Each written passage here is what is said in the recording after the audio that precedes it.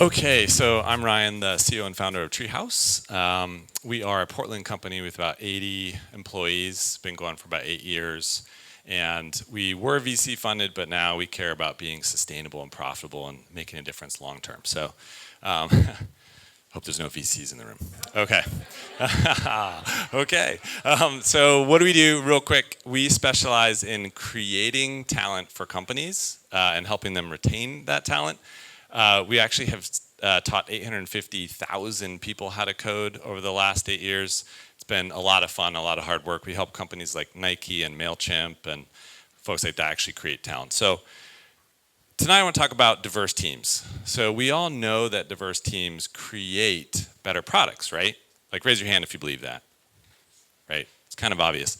But I have a story about that. So Treehouse was not diverse. So I looked at my own company, realized we had 80 employees. We were mostly white males. We started changing that. And we have a black developer, and we have a benefit called like legal on demand. And he said, so is this legal on demand thing available if you're in jail? And no white person I've ever talked to has asked that, right? Because there's this problem of mass incarceration, right? So diverse teams help you see new problems, right? But this is the punchline. This is how we convince CEOs that this matters. There's research to prove that diverse teams actually produce more profit.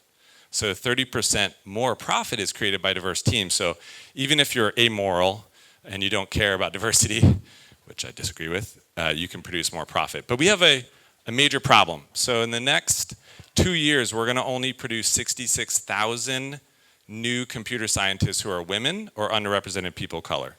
So remember that number, 66,000 new computer scientists in the next 2 years. But there's going to be 1.4 million new jobs in the next 2 years. So you can probably do some math. Get ready. It's pretty bad. So we fundamentally cannot fix this in America. We can't just hire a bunch of college grads to create diverse talent. We have negative 851,000 women and underrepresented people of color. And I'll show you all my stats. These are facts, right? So we can't hire college grads. It's not going to be fixed by, posting on a job board. We have a major, major problem here. This is what that gap looks like. So we say we care about diversity. We know we create better products if we have diverse teams, but this is the truth. So it's bad, right? We care about diversity. I believe everybody in this room here believes in that, but this is a fact. And I've actually met with executives who truly believe that they just have to hire more college grads who are black or brown or women. And now I can show them the facts and say, I'm sorry, that's just not a fact. That's not true. So again, this is pretty bad. Everyone looks really sad, but there is hope.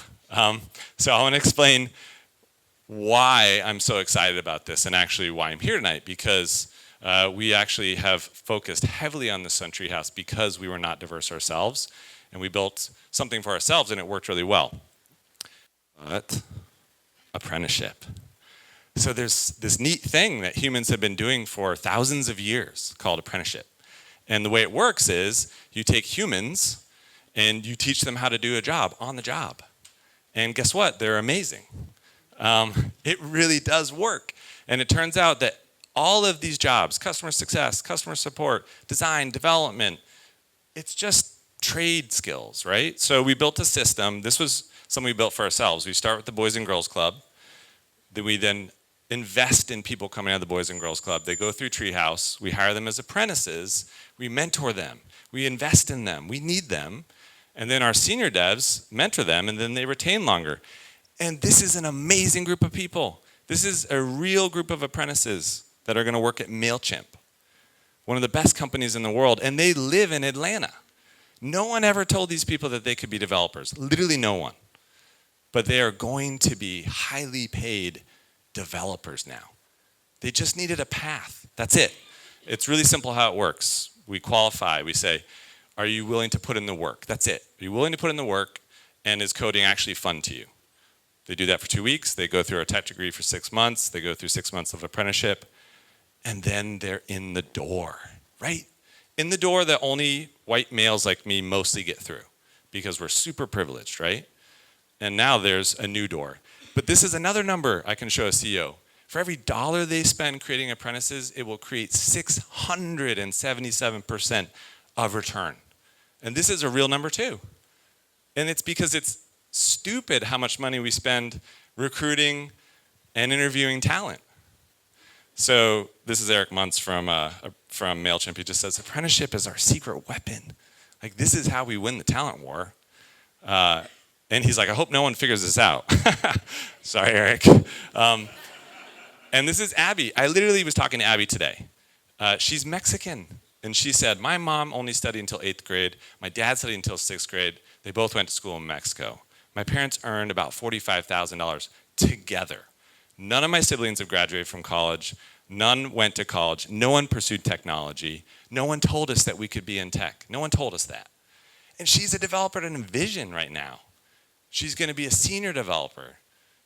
Like, now that money is going to flow into her family and her community, and it will change it forever, right?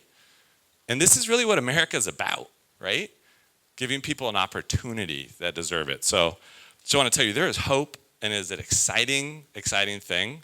We just have to change how we think about talent and how we hire that talent, and we just have to open the door. So hit me up if you want to talk about it. I'm obviously super passionate about it. That's my stuff. Thanks a lot.